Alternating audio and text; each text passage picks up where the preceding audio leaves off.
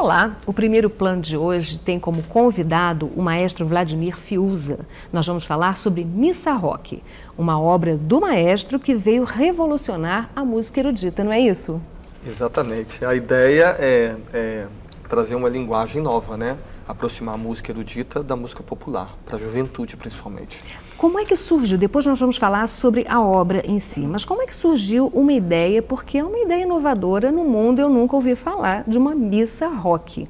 Quer dizer, une o clássico, une o erudito, e é o rock que hoje a garotada prefere, gosta mais. Então, a ideia surgiu daí de unir, de buscar a juventude à música clássica?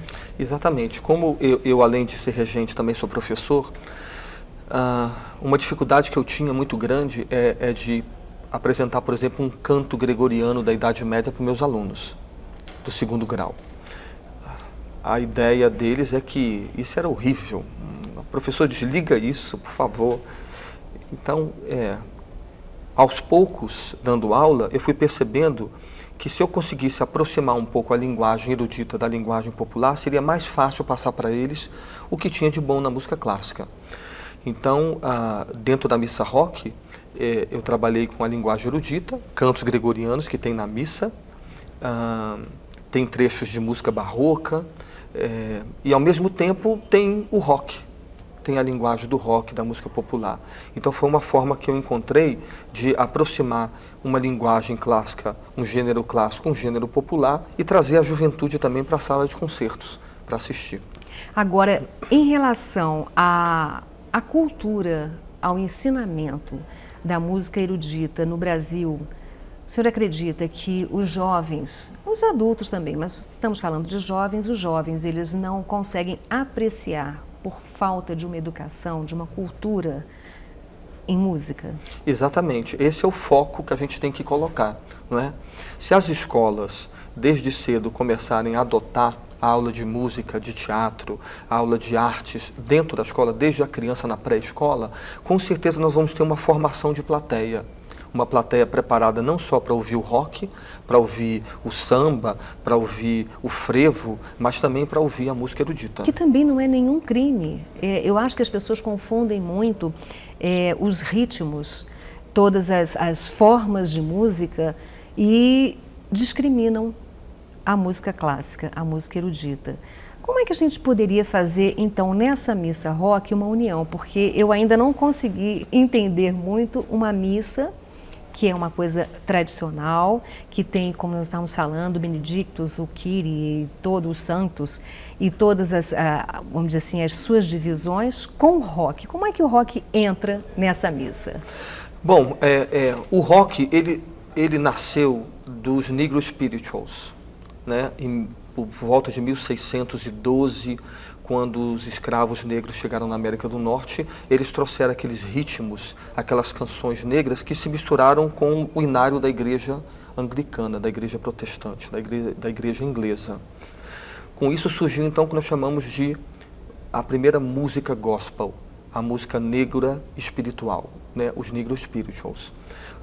Dos Spirituals surgiram os blues, 2 séculos depois, que já seria uma música profana, mas com toda aquela raiz da música negra religiosa. Do blues nasceu o jazz. Do jazz, todas as tendências, como, por exemplo, o twist, e aí vem o rock. Então, as raízes do rock não estão em 1940 ou 1950, com Elvis Presley, depois com os Beatles. O rock, na verdade, tem a sua raiz lá no século XVII. Ele começou por ali. Então, de repente, há um conceito meio pejorativo sobre o rock, um conceito enganoso sobre o rock, de que o rock é barulho, que o rock é bagunça. Que não existe uma musicalidade no rock. Existe, evidentemente, existe um bom estilo de rock se for bem trabalhado. Existe, com certeza. Existe musicalidade, existe arranjo, existe harmonia, existe cadências, existe ritmos, e nós podemos trabalhar isso de uma forma erudita, escrita. Então, o que é que nós fizemos? Pegamos uma banda de rock, escrevemos a parte das guitarras, do baixo, da bateria e colocamos essa linguagem do rock desde os spirituals, desde o blues, passando pelo jazz, passando pelo rock dos anos 60, do rock dos anos 70, que nós chamamos do rock sinfônico, progressivo, lá do Led Zeppelin, do Pink Floyd, do Emerson Lake and Palmer, do Rick Wakeman, do Genesis. Pegamos esse rock e pegamos também o rock dos anos 80, o heavy metal, o hip hop. Pegamos todas essas linguagens, essas tendências do rock, seja da parte tímbrica, como da parte rítmica e a parte melódica, e juntamos com a música erudita. Então o Kyrie, o Glória, o Sanctus, o Benedictus, o Agnus Dei, eles teriam um tratamento erudito, com orquestra, como tem na missa, o coro lírico, os solistas, e ao mesmo tempo dentro da orquestra uma banda de rock, trocando, fazendo um contraponto. Tem trechos barrocos, tem trechos gregorianos e ao mesmo tempo a plateia está vendo aquilo ali, de repente entra uma bateria, entra o baixo, entra a guitarra, entram os ritmos de rock dentro da própria missa, havendo uma interação das duas linguagens. A missa, ela já foi apresentada numa pré-estreia, não é isso? Isso. O comportamento da plateia, qual foi? Foi surpreendente, não só pela quantidade de público que nós tivemos, foi impressionante, né? Como também a aceitação. A plateia adorou, a garotada toda, a juventude que foi assistir ficou super empolgada, pediram bis, nós fizemos 2 récitas, né, com um sucesso enorme.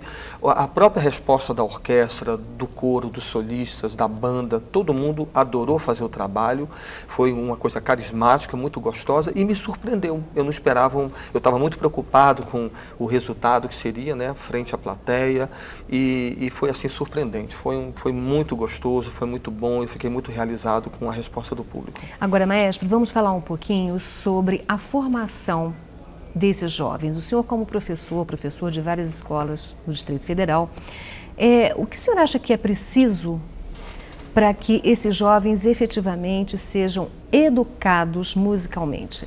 Não só musicalmente, mas eu acho que em termos de artes de um modo geral.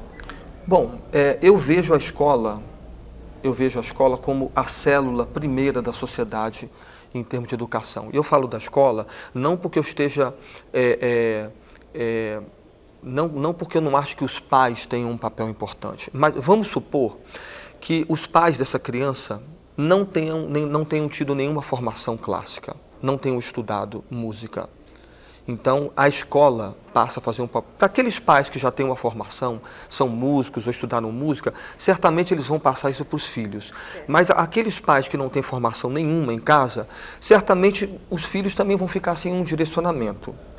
Com a escola é diferente, porque a criança começa pequenininha, com 3, 4, 5 aninhos na escola.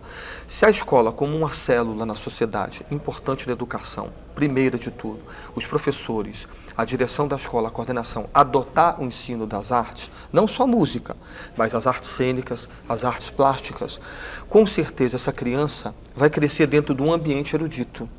Sem dúvida. Dentro de um ambiente não só erudito, eles vão ouvir música folclórica, vão ouvir um baião, um bumba meu boi, um boi bumbá, um caboclinho, uma chegança, qualquer coisa que tenha dentro da identidade do nosso país. E vão aprender a apreciar. Com certeza. E essa palavra é super importante, apreciar. Por quê? Uma coisa é você ouvir, outra coisa é você apreciar. A apreciação passa pela análise, não é? A análise da dinâmica, da textura, do conjunto instrumental, da época em que a obra foi composta, o compositor. Identificar. O estilo. Então, ou seja, a apreciação musical, ela tem que começar na escola. Você forma um coral infantil, você forma pequenos agrupamentos instrumentais, uma pequena orquestra, uma banda de música e as aulas, né, em que o aluno vai ouvir, ele vai assistir uma ópera, ele vai ouvir, ele vai ser levado para um teatro, ele vai ser levado para assistir uma orquestra, vai ser levado para a escola também grupos instrumentais para esse aluno também ouvir. Com isso você cria uma formação de plateia. Você, com esse aluno desde cedo, ele começa a ter contato com a música. Automaticamente, quando ele tiver adulto, né, ele vai ter uma concepção totalmente diferente daquela pessoa que ignora, que é o ignorante em música, porque não teve a oportunidade. Não porque, ele não gosta. É muito relativo, né? Não gosta por quê? porque não teve a oportunidade de gostar, de apreciar, não entende. Ele é totalmente ignorante. Então, o que acontece? Ele pega uma música popular que dura 1 minuto e meio, 2 minutos, que ela só tem uma forma A, né? Ela só tem um tema e um estribilho, um refrão, fica naquilo ali, 3 acordes, 4 acordes, ele ouve, aquilo ali é muito mais digerível, é muito mais fácil de ele ouvir e sair cantando, e para ele música é aquilo. Quando ele já começa ouvindo uma forma ABA, uma forma sonata, uma sinfonia, uma peça mais longa, para ele no começo pode ser meio difícil para ele entender, mas se houver uma insistência, se houver um apoio didático, pedagógico, uma coordenação, um incentivo, um estímulo, com certeza ele muda a concepção dele, né? E no futuro vai ser um bom ouvinte também de música clássica e música folclórica. Quem sabe até descubram talentos, porque certeza. Quando você instrui, você também leva a pessoa a descobrir os seus perfis, né, que ainda estão ocultos. Eu queria falar um pouquinho sobre o Brasil em relação à música. Há uns anos atrás, não tantos, mas há pelo menos uns 20 anos atrás, todas as escolas mantinham música como uma matéria disciplinar regular. E depois acabou. Então, há uma formação de plateia desses 20 anos para trás, houve esse vácuo e agora nós estamos retomando. Nós vemos que qualquer outro país, não precisa ser um país de primeiro mundo, mas vários países que não são considerados desenvolvidos, eles mantêm a música, as artes de uma forma geral. O que aconteceu? Que lacuna foi essa? Bom, Villa-Lobos, né, o nosso grande Heitor Villa-Lobos, introduziu o canto orfeônico nas escolas. Isso, foi isso? Sem dúvida. Que é o canto coral, aula de música. Eu tive aula de música, eu tocava piano no meu coral da escola, acompanhava a professora com canto coral. Depois houve um abandono. Por quê? O setor público, os governos, abandonaram a música, né, deixaram de lado. As escolas particulares deram prioridade às matérias como matemática, física, química, biologia. Né? Houve uma privatização muito grande do ensino, uma comercialização muito grande, e as escolas passaram a trabalhar unicamente em função de vestibular. Ficaram refém do tal do vestibular. Né? E com isso, esse abandono, houve um desprestígio, uma desvalorização, um desconhecimento da importância que a música tem também como profissão, que é regulamentada. Existe a Ordem dos Músicos do Brasil, existem os sindicatos, e é uma profissão regulamentada. Né? Villa-Lobos deixou um caminho muito importante que foi abandonado, né? Abandonado política e economicamente. Eu não digo culturalmente porque houve uma luta muito grande dos artistas, dos músicos para preservar, mas infelizmente, uma vez que vem de cima para baixo, é muito difícil você lutar. Economicamente, inclusive, o músico hoje não consegue sobreviver especificamente. Ele tem dificuldades no Brasil de sobreviver e, às vezes, grandes talentos, não é isso? Exatamente. Essa retomada veio muito em função do PAS, do Programa de Avaliação Seriada. Justamente, era isso que eu queria conversar. Essa retomada, o que aconteceu, quem deu esse primeiro passo? Bom, a Universidade de Brasília deu esse primeiro passo, resolveu incluir no Programa de Avaliação Seriada, no PAS, que é aquele vestibular seriado, incluiu cênicas, música e visuais. Então, com isso, o aluno escolhe uma das 3 disciplinas, né? Ele estuda, então, essas disciplinas, e com isso, há o quê? Os professores estão voltando para as escolas estão vendo isso também com bons olhos, porque não é só uma obrigação de colocar o professor, está fazendo uma diferença dentro do perfil da escola, do clima, da atmosfera da escola, colocar música, os alunos estão gostando das aulas, é uma aula diferenciada, então isso motiva muito a escola também a colocar os professores. Então, aos poucos, as escolas estão trazendo, as escolas públicas, as escolas privadas estão trazendo esses profissionais, com isso cria emprego para os músicos, isso é muito bom. Com isso passa a haver uma divulgação da música dentro das escolas, uma formação de plateia, evidentemente, com isso, né? E a UNB está de parabéns, porque com isso a gente não restringe a aula de música só aos conservatórios de música, às academias de música, que tem um papel fundamental fundamental porque são escolas especialistas em Aí formar são profissionais. formadores de profissionais. Exatamente. Ali você vai formar o violinista, o pianista, o concertista, vai formar o cantor lírico. Mas a formação de plateia é um dever da escola regular. Exatamente. Nós não queremos que a escola particular ou a escola pública de primeiro e segundo graus, que ela forme o profissional. Isso fica por conta de uma escola de música especialista, como acontece no balé, com as escolas de dança. Mas é papel importante da escola criar esse cidadão culto, aquele cidadão helênico, aquele cidadão grego, onde você tem o homem integral, onde passa necessariamente educação pela formação acadêmica, científica, que são aquelas matérias, matemática, física, biologia, etc., né? Passa-se o esporte e a cultura, as artes. Aí você tem a formação do ser integral, que ele tem as 3 áreas na sua formação. Com isso você forma um indivíduo preparado não só para pensar, mas também para sentir. Que isso é muito importante na arte, né?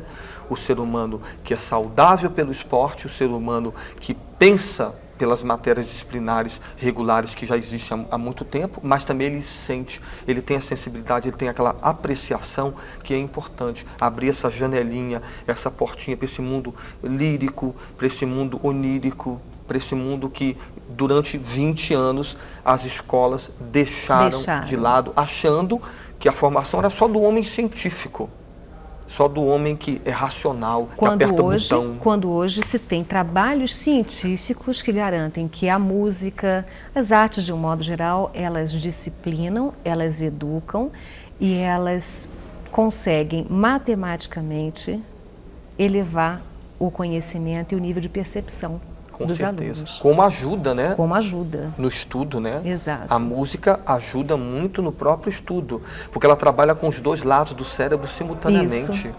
Né? A coordenação motora, ou seja, a audição, a visão, ou seja, o aluno trabalha com tudo. Todos os seus sentidos são utilizados. Com isso, com certeza, você vai ajudar. Aliás, é uma coisa que a gente tem percebido, por exemplo, os alunos que fazem canto coral na própria escola, eles passam a ter um desempenho melhor na própria escola nas outras matérias. Isso é perfeitamente levantado e já comprovado. Comprovado. Professor, vamos voltar a falar sobre a Missa Rock. A Missa Rock vai ser reapresentada agora em dezembro. Então eu gostaria que você fizesse um convite à população, porque eu estou incluída aí nesse convite. Nós vamos reapresentar a missa no dia 10 de dezembro, na Sala Martins Pena, no Teatro Nacional. Dia 10 de dezembro, cai num sábado, nós vamos fazer um concerto às 20 horas, a entrada é franca, não é necessário ir ao teatro pegar convites antecipadamente, não é necessário. Agora é importante chegar ali por volta das 7h30, porque a Sala Martins Pena, ela não é uma sala como a Vila Lobos, ela tem 440 lugares. A gente teve um grande público nessa apresentação do dia 4 e 5 de novembro e com certeza dia 10 também teremos a casa lotada. Então, a apresentação única, dia 10 de dezembro, na Sala Martins Pena do Teatro Nacional, às 20 horas, com a entrada franca. Aí teremos lá a orquestra, a banda, o coro e os solistas. Ok, muito obrigada por sua entrevista e boa sorte. É um prazer. Eu acabei de conversar com o maestro Vladimir Fiuza. Participe do nosso programa. O nosso e-mail é tvdistrital@cl.df.gov.br. Eu espero você no próximo programa. Até lá.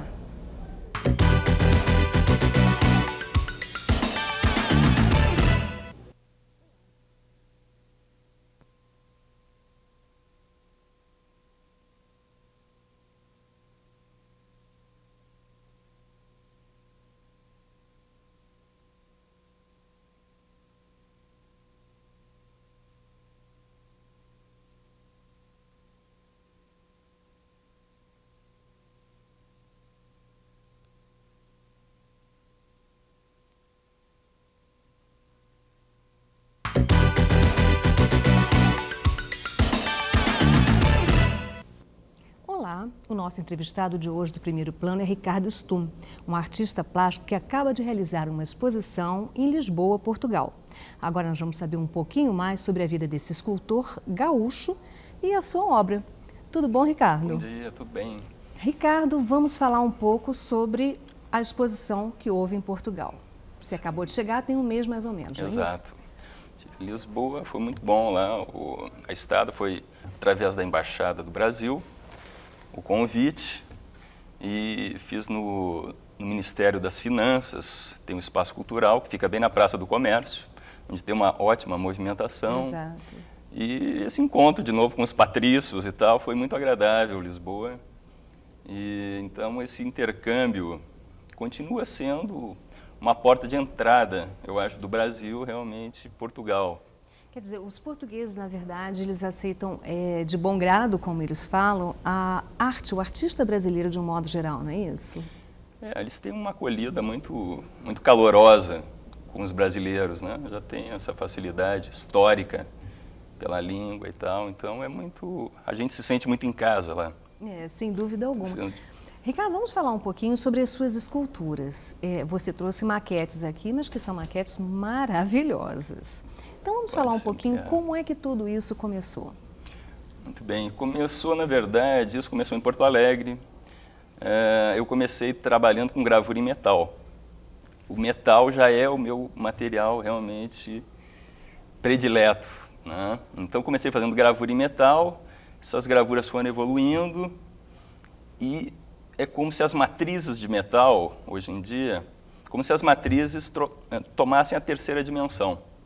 Então as esculturas em bronze e alumínio, na verdade é toda uma evolução que veio da gravura, toda a bagagem da gravura. Quer dizer, você começou com a gravura em metal. Exato. E daí você foi evoluindo e descobriu que realmente o seu perfil é a escultura. É a escultura, é o que eu realmente estou apaixonado agora. Montei uma fundição aqui em Brasília, coisa que não tinha, uma fundição artística em Brasília, com essa técnica da cera perdida, que eu estava ali falando, que eu fiz uma especialização o ano passado em Barcelona, né?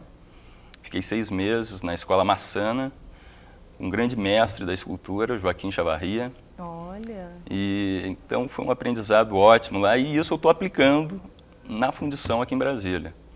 Se chama Tacelo, Fundição Artística, onde eu desenvolvo o meu trabalho e presto serviço para outros artistas.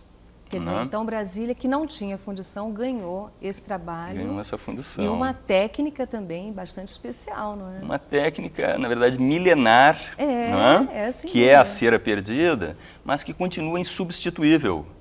O artista, para fazer uma peça de bronze, ele tem que passar por esse processo da cera perdida. E esse processo não é só para a escultura, não. Os ourives, a joia também é feita. É o mesmo processo, é o mesmo princípio, né? O que está na cera vai estar no bronze. Olha. Ou no alumínio, ou no ouro. Ou no ouro, é verdade. Vamos falar um pouquinho sobre, especificamente, as suas peças. Essa daqui é uma peça que a gente vê completamente ligada ao mar, não é? Agora, em contrapartida, tem esse Dom Quixote, tem aquela escultura de mulher, quer dizer, você tem as musas, exatamente, você tem assim títulos variados, não é isso? São você séries, né? São séries que eu pego e desenvolvo.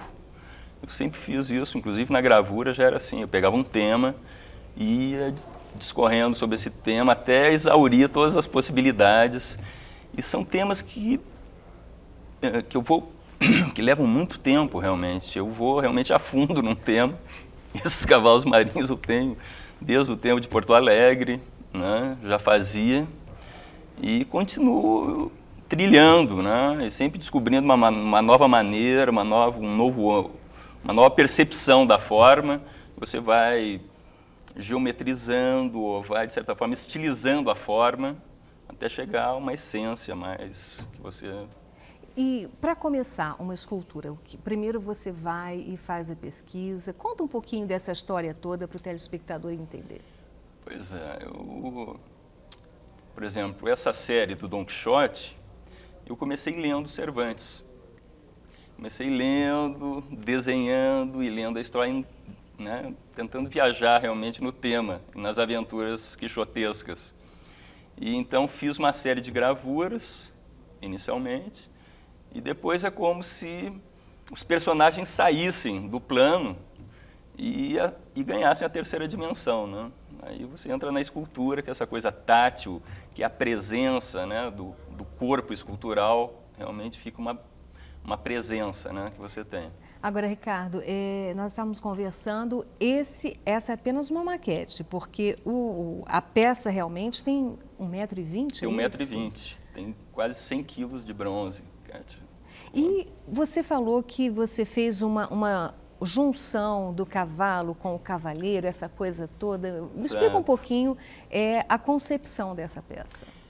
Essa peça eu fiz como se fosse uma fusão do cavalo e do cavaleiro, porque ela realmente tem, você pode observar que as pernas do cavalo e do cavaleiro, elas estão fundidas, como se fossem um só. E é essa integração, por exemplo, que o Quixote tinha, que era o seu cavalo, era o Rocinante,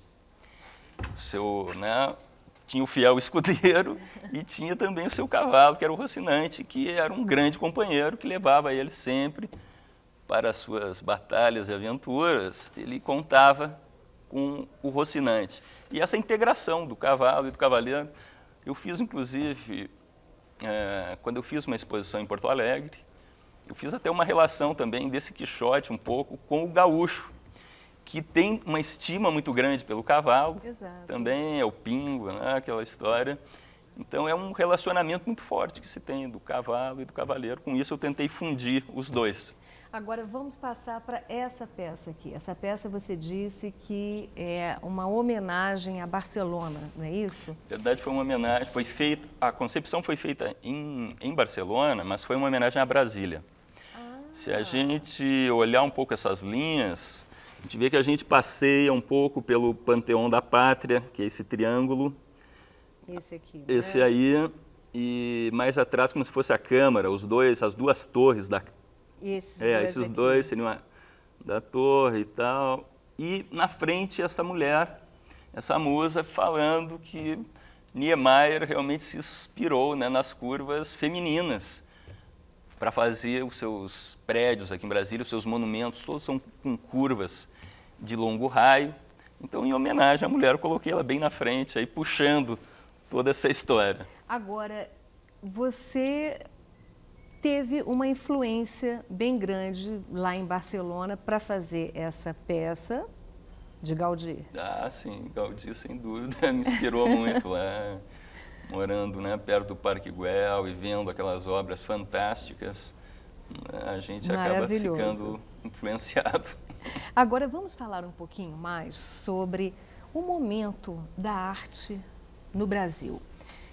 O artista plástico, ele tem muitas dificuldades, não é? Porque a arte no Brasil ela não é reconhecida como em outros países. Quais são as maiores dificuldades, no seu caso, da escultura? Olha, uma das dificuldades que eu tinha, que era muito grande, era a questão, por exemplo, um artista em Brasília não tinha como fundir uma peça aqui.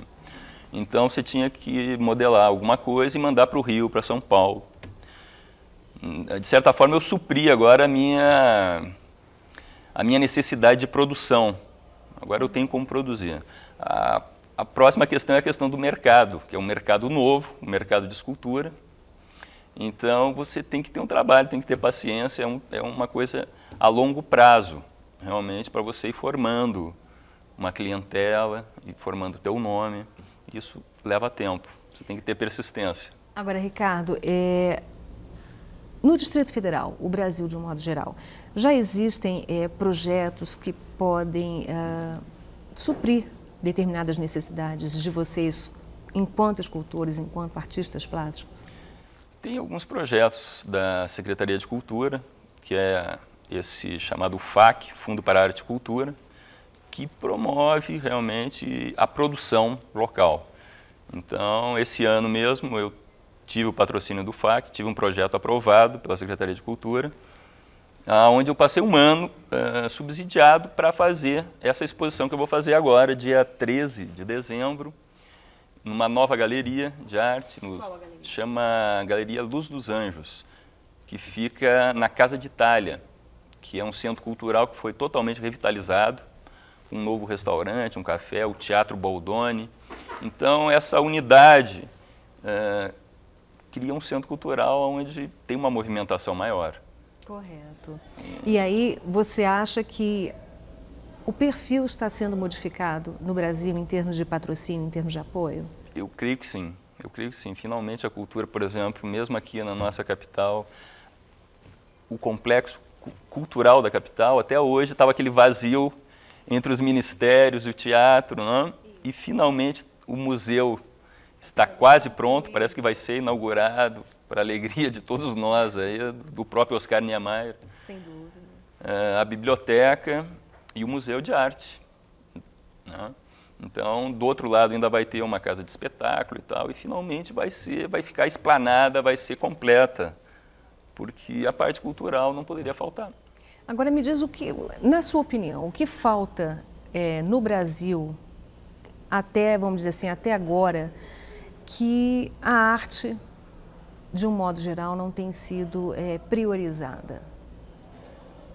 Eu acredito que a gente começa a ter algumas sementes que começam a brotar, mas essa questão do incentivo, realmente eu acho que o governo deve incentivar. Você vê que no primeiro mundo você tem uma condição de produzir realmente, e também a parte educacional também, eu acho que entra isso também, das pessoas terem o hábito de irem ao museu, de irem a exposições, frequentarem, né, os espaços culturais da cidade.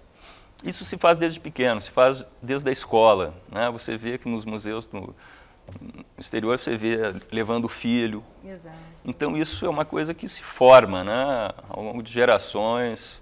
E eu acredito que a coisa está começando, né, porque é tão importante isso como identidade, né? O país que tem uma identidade cultural, ele se afirma e as pessoas interagem através da arte.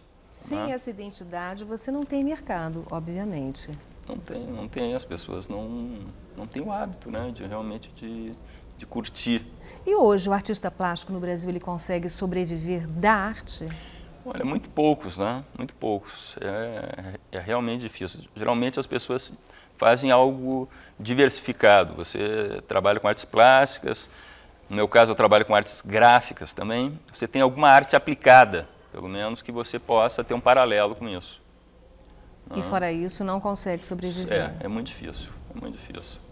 Por exemplo, as suas esculturas, você comercializa as suas esculturas. Sim.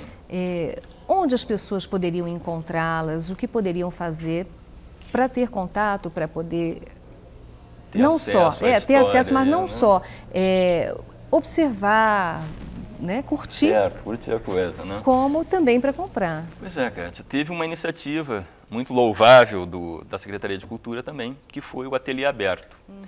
Convidar a população, todo o primeiro sábado do mês, os artistas ficam no seu próprio ateliê, recebendo em casa. O ateliê geralmente é em casa, como no meu caso. Então, no primeiro sábado você fica recebendo em casa. E aí a população tem a chance de conhecer um pouco do universo, aonde é produzida a obra. Eu acho fantástico isso, porque você vai numa galeria e tal, você não tem o mesmo contato de você chegar no local de trabalho, onde estão as maquetes, onde estão os estudos, né, e a própria atmosfera do local. Então, é muito bacana. Eu tenho recebido pessoas em casa, né, dentro desse projeto Ateliê Aberto. Que é da Secretaria de Cultura. Da Secretaria de Cultura. Então, a minha casa virou já virou uma galeria, virou um showroom, digamos, onde eu exponho no jardim as peças maiores e peças de interior também, né? E aí, com isso, você acha que a população está modificando um pouco mais a sua concepção? Sim, Cátia. Eu acho que essa é a maneira de cultivar realmente a arte, porque as pessoas começam a ter um contato, começam a entender um pouco do processo e, ao mesmo tempo, vão valorizando, né, a arte, porque vão vendo como é que é o processo, vão entendendo que é uma coisa artesanal, que leva um tempo de maturação. Qual o tempo médio para uma escultura? Isso é muito relativo, mas eu sempre digo que, às vezes, a gente tem primeiro uma concepção interna, parece que a coisa se faz primeiro dentro, você enxerga e, de certa forma, já está pronto. E a hora que você parte para fazer, a coisa já está meio pronta, porque você já tem a concepção primeiro interna, né? Depois é só exteriorizar, parece que a coisa já E você vai dá aula, rápido. você ensina? Eu não tenho dado cursos, apesar de alguns pedidos. Eu acho que o ano que vem devo fazer algum curso nesse processo da cera perdida, que tem muita gente interessada e tal. Então eu devo dar algum curso, porque isso me interessa, inclusive formar pessoas que possam ser futuros clientes da própria fundição. Sem dúvida. Da Tasselvo. E Ricardo, seus projetos para o ano de 2006? Quer dizer, estamos encerrando 2005, qual o balanço que você faz da arte de um modo geral e os projetos para 2006? Bom, o balanço, já estamos no fim do ano, né? Já dá para fazer balanço. Isso. E aí, para mim foi muito bom esse ano. Além desse projeto do FAC, que eu estou concluindo, fiz a exposição em Portugal e tive um outro filão também do meu trabalho, que foi fazendo troféus, Kátia. Você pode, esses troféus de bronze, Brasília tem muito evento, tem muito evento mesmo. Então, eu fiz da revista Foco, por exemplo, que foi os 10 anos da revista. Então, fiz 10 troféus que deram para as pessoas de destaque dos últimos 10 anos. E isso gerou toda uma outra demanda, né? Então, fiz para o Ministério da da Saúde, da campanha de amamentação. Então, você tem vários segmentos que você pode entrar com a arte, e é uma ótima maneira de divulgar o meu trabalho também. E para 2006, quais são as perspectivas? Para 2006, essa peça que a gente estava vendo sobre Brasília, eu vou entrar de novo com esse projeto, como se isso fosse uma maquete. A minha ideia é fazer um monumento. Um monumento vai ter em torno de uns 2,5 metros por 5 metros. E seria inicialmente a mulher feita de bronze e a outra parte de ferro, né? Certo. Então seria uma peça que ainda o local não está bem definido, mas poderia ser junto à ponte JK.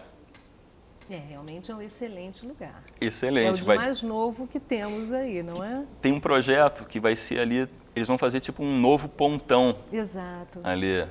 Então vai ser um centro cultural, seria um lugar perfeito para se colocar uma obra grande.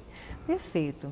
Ricardo, eu quero agradecer a sua entrevista, desejar sorte e contar com você outras vezes aqui no programa. Com o maior prazer. Muito obrigado. Obrigada. Eu acabei de conversar com Ricardo Stumm, escultor. Participe do nosso programa. O nosso e-mail é tvdistrital@cl.df.gov.br. Eu espero você no próximo programa. Até lá.